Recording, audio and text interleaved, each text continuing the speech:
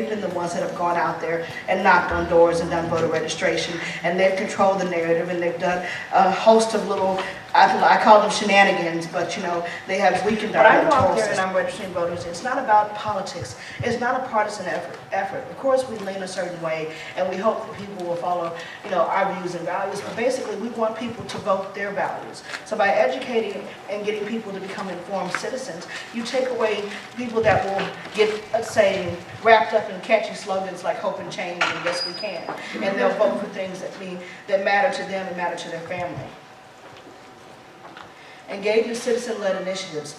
What I've seen so far in Houston, Texas, where they've got the True the Vote initiative, which is basically tackling election integrity across the country, they came up with 80 points that they presented to their state house, and of those 80 points, they were able to get voter ID and a host of other initiatives passed. And of course, next year, they will go back with those same 80 points and see how many they can get passed. So every year, these citizens are taking a step forward and doing what our lawmakers should be doing.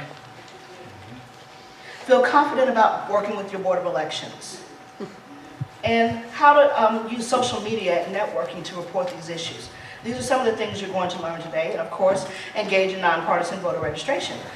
This is something I worked on when I was with American Majority, so I don't have the manuals anymore, but this is the presentation that we've been doing across the country. Now, for as long as there have been elections, there have been people out there that have tried to turn them. I always tell people that the very first when I look back, I think of Kennedy and Nixon, and that's what we're going to talk about right now. How many people remember that? Where every damn person in Cook County got a vote. Wow. At the time, let's go just a little bit ahead. At the time, Nixon, of course, the Republican candidate, said that he didn't want to contest the election because who wants to win that way? Back in the 60s, you know, they didn't want a judge to decide the election. It would have gone on for longer than they wanted, so they decided just to let it go. But unfortunately, that set a precedent that other Democrats have followed since then. And of course, there is a daily in the White House right now, too, so it's amazing how everything comes full circle. Democrat candidates realized that most people don't want to win an election by having a judge decide it, so they started to use that to their advantage. It's not all elections that you have voter fraud in. It's usually the very close ones, the ones that really matter. And it's not all across the country. It's certain counties and certain states and certain precincts that are always prone to fraud, especially if you have those precincts that are reporting late all the time. That means that they're waiting for all the other precincts to report so they can see how many votes they get. Or they're the ones that officially, yes, that's something that I have seen when I was working at Acorn. I remember people going around in the state of Maryland telling people to go ahead and get in line because the polls were going to stay open late, and then they went and found a liberal judge that of course allowed the polls to stay open late, and they were able to get more people to come in, get in line, and as long as they were in line, they got to cast a vote. So those polls were reporting 2 to 3 hours behind other precincts that had already turned in their votes. Wow. And of course, Bush versus Gore. This was the turning point. This was what really got, I won't keep saying liberals, but some people that are consider themselves progressive, because we don't want to be partisan, really angry.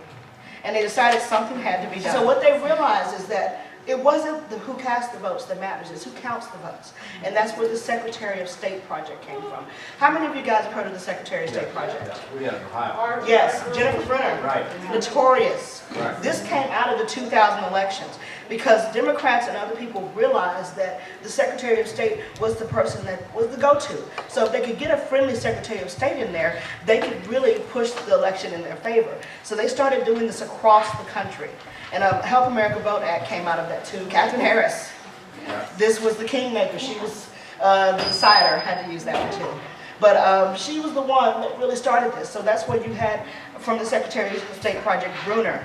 Robin Carnahan, I think how you say it, or Carahan, in Missouri, Mark Ritchie in Minnesota. Those were just some of the alums of the Secretary of State project. And it's very interesting that almost all of them have gone on to try to seek higher office. It's because they were rewarded for their, Bruner was settled several lawsuits that were started when Kim Blackwell was Secretary of State, where Acorn was part of that too. And she settled them, and those lawsuits weakened the electoral system. Mark Ritchie, of course, gave us Senator Al Franken. Everyone had a job to do, and once they did that job, it was time to move on to higher office. So just think about that. This all came out of the 2000 elections, as well as the Help America Vote Act. Yes? Okay, Anita, then what should Catherine Harris have done? I thought, should she have let them continue the recount, or what would the fairest thing to have been done there then? No, she did her job, but because she did her job, the Democrats or some people realized that, they held, the Secretary of State was a very important office that they had been ignoring, and it was time to get in there and put people in that would do their bidding, and that's where that came from. Right. So she did exactly what she was supposed to do. Okay, thank goodness you, because I had this misconception No, she wasn't that she criticizing. was, Yeah, as a former liberal, I try to give you how they think and how, the thinking process goes. So to them, 2000 elections, very, very bad, very, very bad. That and that whole redistricting that came out of it, they're still upset about that as well. Soros is behind this, right? I'm sorry? Isn't Soros behind the Secretary of State project? Yes, Yes. that was his Tim brainchild, Yeah. and he funded it in several states, and he made Tim sure that Worth. they had the Tim campaign Worth. cash that was needed. Tim Worth of Colorado. Yeah, there were about 11 of them. You're exactly right. There were 11 across the country in key states, some of them being battleground states, that were in position to where if anything happened in their state, they would be ready to come in and make that decision. I've seen it, we'll come back to it with Franken versus Coleman in a minute. Zombies voted. Now, of course, we've never seen anyone rise from the dead on election day. Everyone will tell you that it's a joke and that, there's no such thing as voter registration fraud. But when you have people that have been deceased for a number of years and their names keep turning up on the voter rolls, there is a distinct chance that they can cast a ballot. This has happened most recently in New York, where the Acorn affiliate Working Families Party, they were, I don't want to say indicted, they were investigated for corruption charges, and several fraudulent absentee ballots were traced back to them where the people had died at least 2 to 3 cycles before, but they had been consistently casting votes. Yeah. Deceased voters' names are not properly throughout? No. And we'll talk about that when we get to the Help America Vote Act too. Franken versus Coleman. This is where we really got to see the Secretary of State project at. This is where people started to really realize what Acorn and some of these other groups were doing when they registered Mickey Mouse in the starting lineup of the Dallas Cowboys. Of course, Acorn and his friends will tell you that Mickey Mouse or any of those Cowboys never voted out of their state. But the problem with that is that while you're looking left at these things that they consider to be funny and amusing, what they're doing is going to the right with absentee ballots, provisional ballots, and other types of fraud. Voter registration and voter registration fraud and voter fraud, they're all together. When they say voter fraud doesn't exist, voter registration fraud is a part of voter fraud. So that's something that they don't consider. So if you're registered in one county and then you go over to another county and vote, or you register in multiple counties, that's still considered to be voter fraud. So while they're telling you that it's funny and Mickey Mouse is a joke, they're really just trying to distract you from the real issues. And this is basically what we just said, that while we're looking left, they move right. This is something they've been doing for years, and they are still doing. If you think that Acorn has disbanded, you're sadly mistaken. I worked simultaneously for Acorn and Project Vote. Project Vote is the voter registration arm that Obama worked for in the 90s. That group still exists. They're still in the same office at 739 H Street Southeast in Washington, D.C., and they're still planning to run a massive voter registration drive in 2012 in hopes of keeping Obama in office. Nothing has changed. They've been violating their 501c3 nonprofit status for as long as they've existed, and they will continue to do it by illegally coordinating with campaigns and other groups. So just be aware that when they say that this is something that is not happening, Acorn has disbanded, it is not true. would you give me that address again, please? 739 8th Street Southeast. That is the office where Acorn formerly was. They have taken down the signs, and now they've come in through the alley in the back. So no one knows that they're still there. Washington, D.C., 2008. Are they still getting money from the government, Acorn? They supposedly defunded it. I'm sorry. Recently, we just found out that the Obama administration had still given a grant to an Acorn affiliate, which is the Affordable Housing Centers of America. They try to say that they're separate, but I worked inside Acorn in political operations, in national operations, and none of those groups were separate. They all fed into the main Acorn head, as we called it, even Project Vote. So when Project Vote is eligible for grants from the Election Assistance Commission, they're eligible for other types of grants that could be, not only coming from the government, but also these are tax-exempt dollars that they're getting to run these partisan voter registration drives. That is the biggest problem out there, and people need to be aware of it, is that they're out there and they're taking money from these charitable organizations, and some of these charitable organizations are actually complicit. When you think about the Sandler Foundation, Herbert Marion Sandler out of California, Patricia Ballman of the Ballman Family Foundation out of Washington, D.C. These are some of the main donors. Open Society Institute, which is run by George Soros. These people are giving them money. So when ACORN was defunded, they laughed because government funds only account for about 3% of their budget.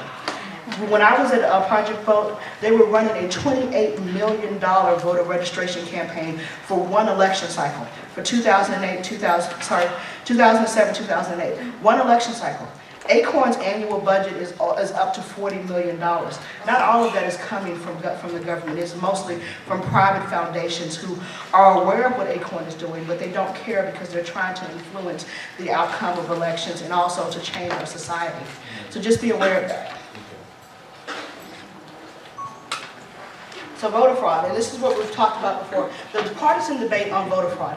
People will tell you all the time that voter fraud does not exist. How many of you guys have heard of the Brennan Center for Justice? The what, please? The Brennan Center for Justice. The Brennan Center has been around for decades. They have lawyers on staff, on call, that are pro bono, that are willing to file lawsuits across the country in conjunction with the ACLU, the NAACP, and of course Project Vote, and ACORN. They have done this in different states. Brennan. Now, if you're going to document, and this is something just to get back to, we're going to talk about the Brennan Center and their lawsuits a little bit later, and I'll give you some information as to where to go. If you go to the projectvote.org website, projectvote.org, you will go under litigation, and you can see all of the lawsuits that have been filed by Project Vote and the Brennan Center, including laws that have, well, I'm getting ahead of myself. Let me come back to that. But the first step, if you're going to go out there and try to document voter fraud, is to make sure you know your laws. You should spend hours on your Secretary of State's website. Know your state laws, know the national laws, and be aware of what you can and cannot do when trying to document fraud. I tell this to people all the time, but the most important thing you can do is to be proactive, but also to be correct in what you're doing. When you're out there, you do not want to number one, get arrested for videotaping at polls or doing something you're not supposed to do. And number two, make the situation worse. So we need to be ahead of the game by knowing the laws and knowing what can be done. And of course, report, report, report. The reason why this is so important is because in California in 2010, there was a Democrat poll watcher, there was a Republican poll watcher. They were standing outside the polls, they saw a bus pull up full of people that appeared not to be legal citizens of this country. As they were coming off the bus, they were given little cards with their name and address on them, and this is who they were told, this is who you are, go vote. The Democrat took a video, the Republican took a video. They went down to the Board of Elections and turned those videos over. They made them sign on the spot a confidentiality agreement, and those videos disappeared and have never been seen from again. So it is very important to report. What they should have done is called any type of one of the 1-800 numbers. The Democrats should have called their 1-800 number. The Republicans should have called their 1-800 number. They're numbers that are available to report fraud on election day. A copy of that video should have been kept, and there should have been call centers set up to where there are lawyers there that could advise them. That's what we did in Houston, Texas. We had, on election day, we had a center set up at the True the Vote office, where they were working out of Harris County, Texas, with a lawyer available, which was the DOJ whistleblower, J. Christian Adams. He's a great guy. He was there to answer any questions. They had someone there that could document any type of fraud that came in and report it in real time. And so this is very important because once that video was given away, it's gone. There's no proof. So even though there was a bipartisan effort to report fraud, someone at the Board of Elections didn't want that information to get out and made sure those videos disappeared. That was in Harrison County, Texas. Harris County, Texas is where we set up the polling place. Where that happened was San Diego, California. This is something I worked on with American Majority that you guys will see during the election year. We man this 24/7, which is why it's not active right now. But during the election year, you will be able to report fraud in real time with a voter fraud app that runs off of iPhone, BlackBerry, and Android. I designed this with American Majority to be able to address the most common types of fraud and give you the ability to open up your camera on your phone automatically through the application, take pictures, and then click a button and send it to a center that will report it for you at the national level. And that's something, of course, you can look for in the Apple Store or wherever you buy your apps come 2012, because they will have it active again. The most common types of voter fraud are voter intimidation, absentee and provisional ballot fraud, and voter impersonation. When we think of voter intimidation, we're not talking about 60s, down in Alabama. We're talking about Pennsylvania Black Panthers standing out in front of the polls. That's the most recent type of voter intimidation you've seen. There have been accusations of voter intimidation that are not true, especially coming out of Texas by regular citizens that just tried to go out there and watch the polls. Because they had never seen conservatives in these communities in the past 3 or 4 decades, they screamed voter intimidation, 60s style intimidation. None of it was true. And you know what happened by the end of that early voting period that started 2 weeks before the election? By election day, they were hugging those poll watchers, they were thanking them, and they were telling them to come back. Because it wasn't the people that were doing the complaining in the communities. It was the rabble-rousers and the people that had come in from the outside trying to prevent these groups from getting out there and putting poll watchers in these communities. One lady, she said that she didn't know she was doing it wrong because she'd been doing it like that for 20 years. And she thanked the lady for explaining to her how to do it. But when they came in, they saw people, I'm sorry? They were complaining about the poll workers? Yes, but it wasn't the community. It was some of the outside groups like Houston Votes, which is affiliated with Acorn and SEIU. They were the ones holding press conferences and saying they voter intimidation. One lady said that she didn't know that it was wrong for her to go into the booth with a person and show them how to vote straight down the line Democrat. And she was like, oh, come on, I'll show you. You got to just vote straight down the line. And she was doing it. And when they told her that she couldn't do that, she said, I never knew that. This is how they told me to do it. So they were training these people wrong and then counting on the no poll watchers being there to stop them from doing this. So by having poll watchers is very important because most of the time, and J. Christian Adams will tell you this too, there's not this big conspiracy theory to steal elections at the local level. Most people just don't know that they're not doing it correctly. They have honest intentions, but other people will prey on those intentions and use it for their advantage. Now, of course, there are some districts that are all one party that are, tend to, they're the only ones to count the votes, they're the only ones that have access to the machines, and you have to watch out for those. Anytime that they don't want poll watchers or don't want people coming in from another party, then you know that something's up there. And this is just what we've been talking about, poll watchers and poll workers. Please know your laws, and this is another thing. There are some things that a poll watcher and a poll worker can do and can't do. And there's differences between a watcher and a worker, especially if you're on the outside.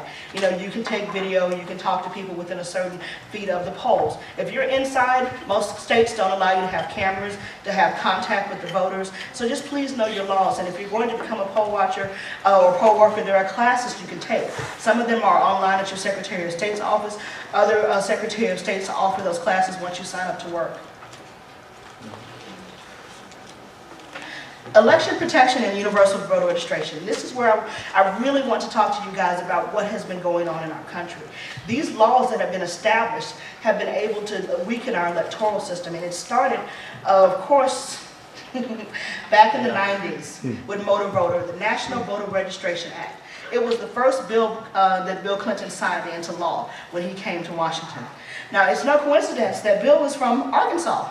So it's Acorn. Acorn started in Arkansas in the 70s, around the same time that Clinton was coming up through the ranks. Why do you think he has such a goodwill in the black community?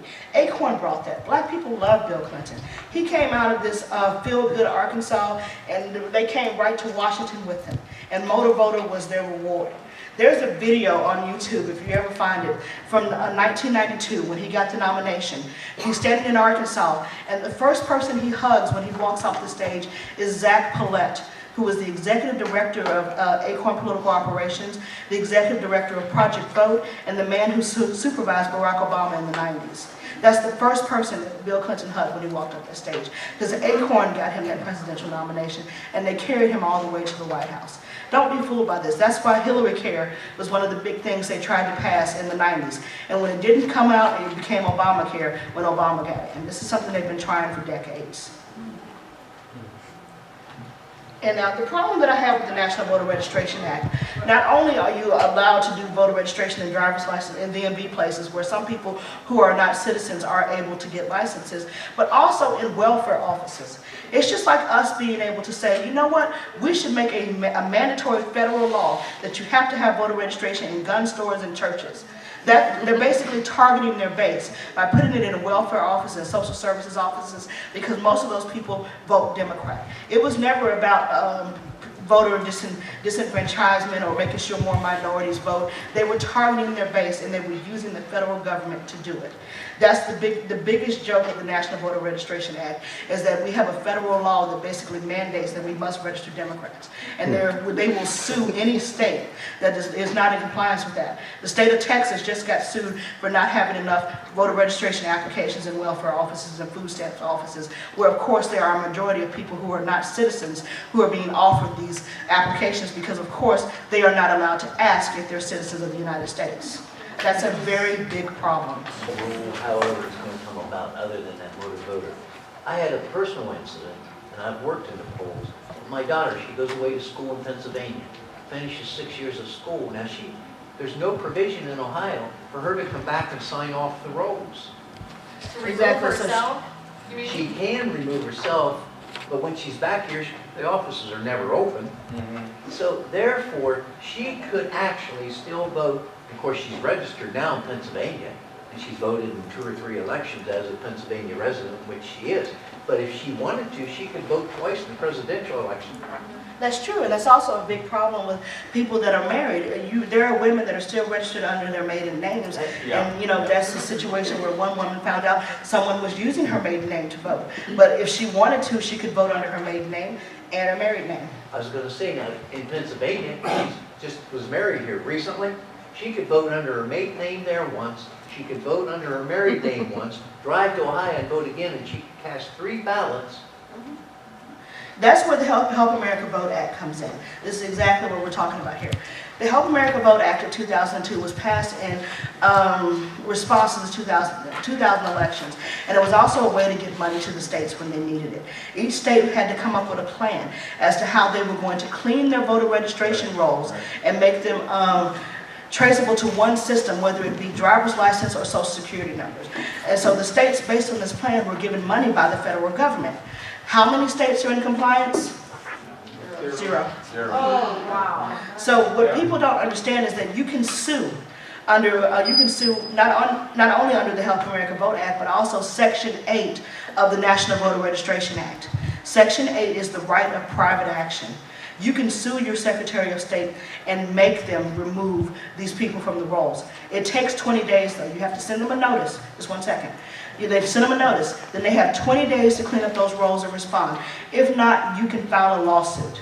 And that's what people don't realize. Under HAVA, you can say that they are not in compliance with HAVA, which is a federal law, and they have a certain amount of time to get in compliance. If not, you will file a lawsuit. And this is perfect if you're working with your state attorney general. If not, you have to do it as a citizen-led initiative. Yes?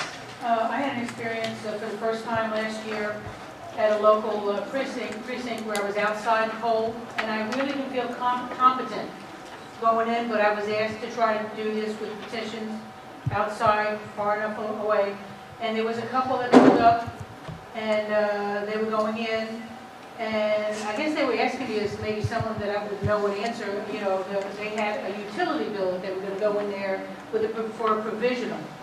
Now, to me, I would say, why a utility bill when they could have, you know, their ID or anything else? And I asked them when they came out, well, how'd that work out for you? Well, they were able to cast that vote. Yeah, and that's another problem. That's the biggest problem with the Help America Vote Act, and that's where you could see the bipartisanship of it. Because while it included a provision for list maintenance, it also included a provision for provisional voting. Provisional voting means if I come into your precinct and I say I belong here, and I'm adamant about it, and even though you can prove that I'm probably from another precinct, I can cast a provisional ballot in your precinct, which will be counted up to 7 days after the election. But in a close, That's not true. I'm sorry, That's not true in Ohio. it's not true in Ohio? No, because I work polls and I had a person do that to me. I said, yes, you can vote. They voted and I said, we will contact you within 10 days. You have to prove where you are. They sent a deputy sheriff to that person's house. He wasn't there. A warrant was issued for that woman's arrest. She was arrested for voter fraud. Because in most states, She can vote. You have to let her vote provisional, sign everything. And we put it in the ballot. Okay? But they're checked. Yeah. They all have to be checked within 10 days, and they are not counted. in some states they are, In unfortunately. Ohio, they are set aside until they are proven Yeah. they live there. Yeah, they're supposed to And be that was the first verified one we got. before they're added to the rolls. You're right. Yeah. He's completely right. That's how it's supposed to work. In most states, provisional ballots, though, is an open door to fraud. We have seen this in California, we've seen it in Pennsylvania, we've seen it in Maryland, where the provisional ballots, especially in very close elections, this is exactly what happened. Norm Coleman came and spoke at the True to Vote Summit in Houston, Texas in March, and he told how those provisional ballots were opened. They were copied, and they're supposed to be, once they're copied, they're supposed to be stamped duplicate or a copy or something. They were not stamped anything, and so those provisional ballots were actually counted twice in Franken's favor. So provisional ballots can be used if you're not on top of your game, and if their state is not willing to verify that these people are eligible, they can be used in close elections. So that's what we have to be careful with.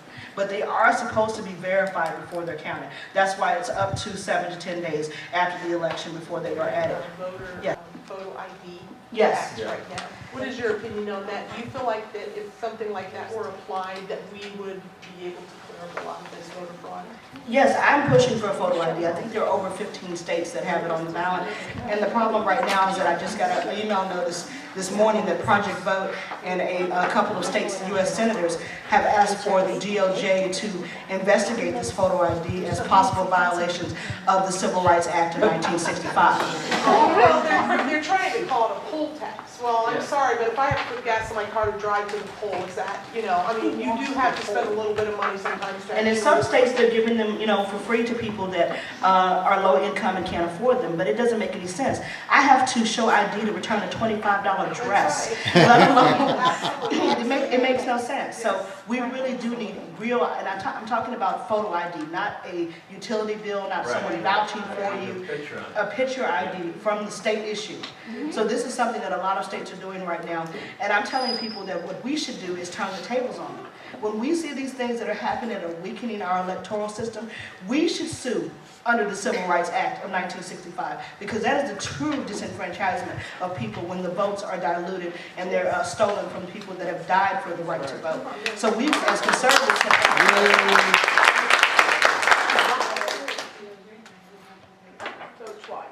and it's just something we've talked about with the married woman. And I'm just speeding through this because I want to get to the GOTV part.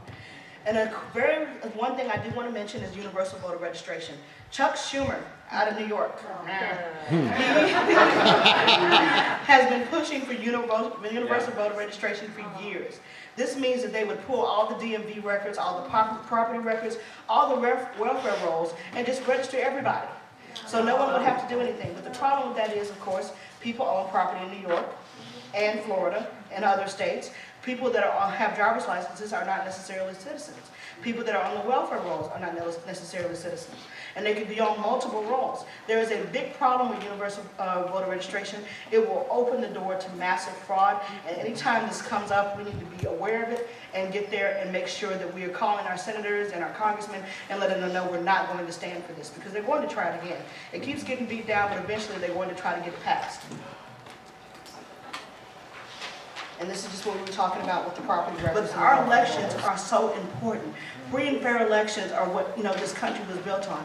If we allow people to weaken our electoral system, we might as well stay at home and not vote. So we have to get out there and let people know that we're serious about this. We're serious about voter ID, and we're serious about strengthening the laws. Unfortunately, the laws of the past 20 years have actually weakened the system. So we've got to not only introduce new legislation, but also work on with the existing laws to get excited, to use the provisions that work for us. Part of that being the list maintenance with HAVA and the right of private action with the National Voter Registration Act. If citizens started suing the Secretary of States across the country, you think those voter rolls wouldn't get cleaned up immediately? Yes, because they don't have the money to fight the lawsuits. That's why Project Vote and Acorn have been so successful in filing these lawsuits, because they will settle and issue consent agreements instead of going to court. It's just like the one that was issued in Harris County, Texas. They were sued, and instead of going to a court, the local board of elections agreed to take all of the voter registration applications that came in, even if they were questionable, until 2012. So the Harris County, Texas, which has 1/3 of the population of the whole state of Texas, is under consent agreement until 2012 because of a lawsuit that they wouldn't fight, that they settled with the Democrats. So we have to be aware of how they're using this against us. And once again, if we just don't do anything, we are basically giving away our system to people that have nefarious intentions. But I am working, and that's what we're going to talk about in just a second. What we can do as people. So, Yeah. and when I wrote this, it was 7 states, now it's up to 15.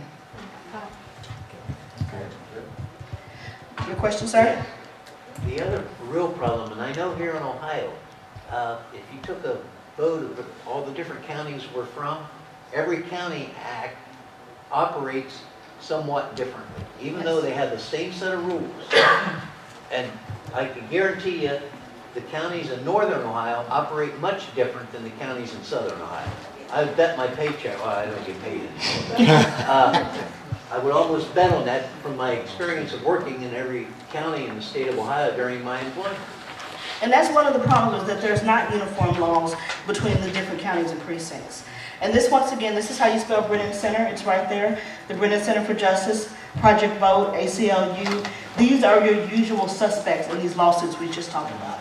And just to get back to your question, what we're going to have to do is to get people in different precincts across the country that are working together. If you have not heard of True the Vote, go to truethevote.org. They will train you. We're trying to put 1 million poll watchers at the polls across the country. Everyone being trained the same way to go out there and make sure that our electoral system is safe. So they're willing to come out to your city and train you. Once you're trained, you go out and you train the people in the next county. It's run by, and they train the King Street Patriots. True the Vote. They have passed, and I didn't bring it with me, but they have passed numerous legislations just by going to the State House and fighting. They stayed in Austin, Texas, I don't know how many times when the legislators were in session. This is what we have to do. When Michelle Obama said we weren't going to be able to go back to our normal lives, her husband wasn't going to let us, that is so true. We can't go back to letting the government, thinking that they're going to, how do I put it, to do what they're supposed to do. That they're going to do what's right. They've already proven that they can't handle it. And we as people, if we're going to keep this republic, we've got to fight for it. Right. So that means constantly fighting for it.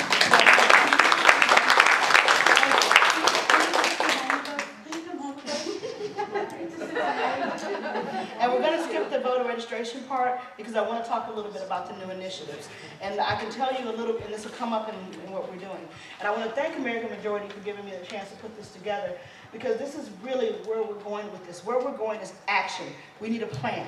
And that's what the next section is going to talk about. Not only voter registration, but what the plan is. We have to hire a lawyer and spend money to do that as individuals. Is that right? I mean, I don't know how to go about that. Unfortunately, it can cost upwards of $10,000 to do that. One of the things that we are trying to do is to get something on the right that can act like the Brennan Center for Justice, to where they will offer pro bono. We have that in Ohio. We have the 1851 Center for Constitutional Law. 1851 Center for Constitutional Law. And they were the ones who actually sued Acorn in the state of Ohio. And The Buckeye signed Institute? Well, it was, the Buckeye Institute takes credit for it, but Okay. they're friends with Maurice. Maurice's group at the 1851 Center. 1851 was the year they passed the state constitution. So they run a good pro bono organization. Okay, thank you. So this tells you a little bit about the site and what we're looking to do. Provide you with education, resources, training, connections, and all the tools that you will need to win on the local level without taking away from your group. Your group still has complete control over everything. We're just providing you with resources. And all of these resources are what you will need to get out there and take back your city from Obama and some of the other crazy groups. Because think about it. When they're trying to teach sex ed to 4-year-olds, it may be time to get a new person on your school board. So we want everything from school board to dog catcher. We're going to take it back from the local level up. And that's why this is so important. Recipe for winning. How many of you guys have read the blueprint? If you haven't read the blueprint, please read the blueprint. This is how they took Colorado and turned it from a red state to a blue state. It is exactly, I remember writing the political plan for Colorado and Maryland in 2006. And you know what happened in 2006? The Democrats took the House and set the stage for 2008. They let the economy crash, they knew about it. I was at Acorn, and we have documents that are in my possession that haven't been doctored, that are still from 2006, that say, we saw the first bubbles of the housing, the first cracks in the housing bubble, and we're going to be right there when it cracks. Because they knew that was going to be their opportunity for them to come right in. So they went from giving away bad mortgages and loans to doing foreclosures. And all of this was because they knew that once the housing, what I'm trying to say?